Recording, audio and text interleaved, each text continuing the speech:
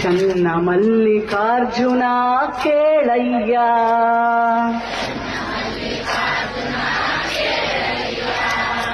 ಲೋಕದ ಒಳಗೆ ಹುಟ್ಟಿದ ಬಳಿಕ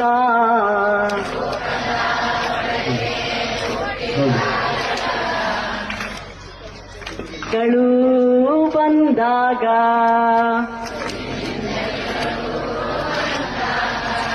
ಲೋಕದಲ್ಲಿ ಹುಟ್ಟಿದ ಬಳಿಕ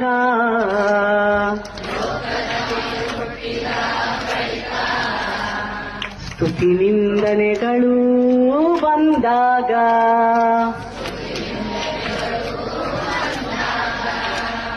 ಮನದಲ್ಲಿ ಕೋಪವ ತಾಳದೆ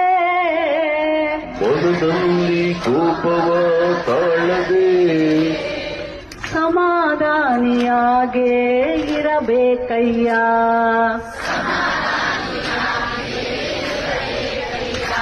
ಚನ್ನ ಮಲ್ಲಿಕಾರ್ಜುನ ಕೇಳಯ್ಯ,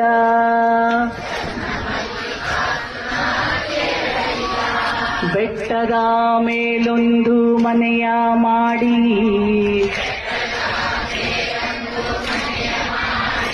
ಮೃಗಗಳಿಗೆ ಅಂಜಿದೊಡೆ ಎಂತಯ್ಯ.